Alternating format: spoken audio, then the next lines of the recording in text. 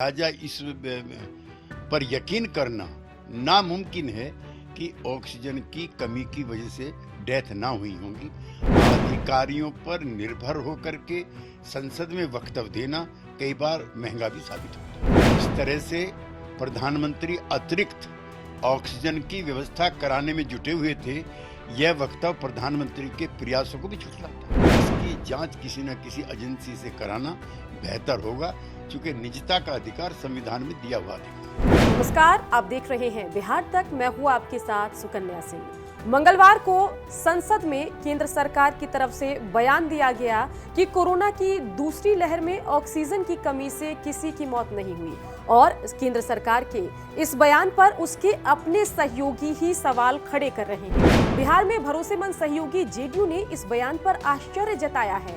हमारे संवाददाता से बातचीत करते हुए जेडीयू के वरिष्ठ नेता केसी त्यागी ने कहा कि केंद्र सरकार का ये बयान जो है ये आश्चर्यजनक है और भरोसा नहीं करने वाला है। बयान सुनिए। ये आश्चर्यजनक है बयान ये, और यकीन ना करने वाला बयान। ऑक्सीजन की कमी समूचे देश में महसूस की गई थी।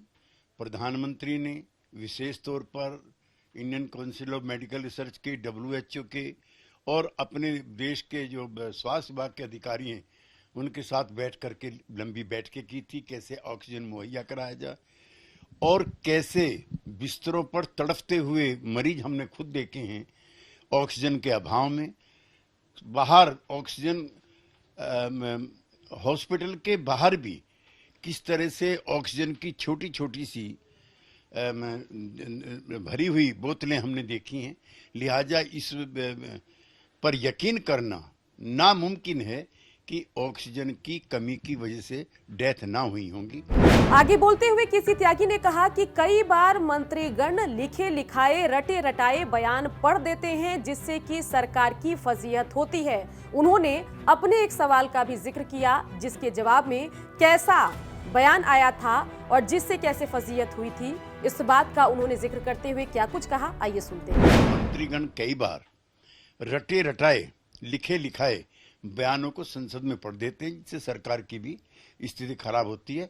एक बार मेरे एक प्रश्न के जवाब में कृषि मंत्रालय से लिखा हुआ जवाब आया जब मैंने पूछा था कि किसानों की आत्महत्या के क्या कारण है, तो उन्होंने कहा कर्जा, फिर उन्होंने कहा कि बेमौसम बरसात, उसके बाद उन्होंने कहा कि नपुंसकता की बढ़ती हुई किसानों में प्रवृत्ति और प्रेम प्रसंगों में असफल होना भी एक बड़ा कारण है।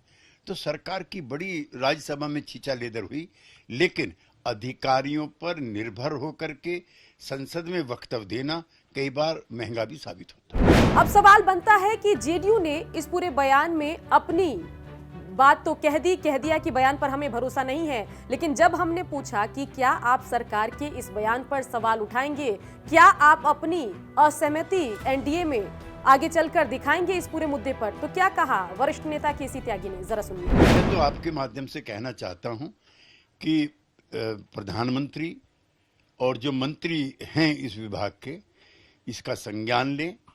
किस तरह से प्रधानमंत्री अतिरिक्त ऑक्सीजन की व्यवस्था कराने में जुटे हुए थे, यह वक्तव्य प्रधानमंत्री के प्रयासों को भी झुठलाता है। इसके अलावा फोन टैपिंग और स्नूपिंग मामले पर भी केसी त्यागी ने अपनी बात रखी। कहा कि ये निजता के अधिकार का हनन है और किसी स्वतंत्र एजेंसी से इस पूरे मामले की जांच होनी चाहिए।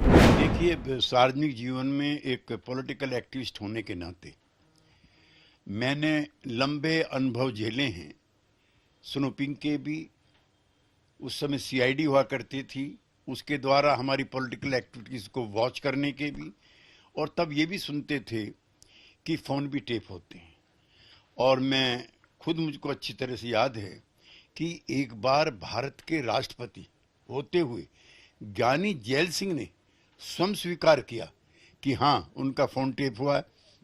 गडकरी जी जो हमारे NDA के मंत्री हैं, एक बार उनको भी इस तरह की शिकायत थी।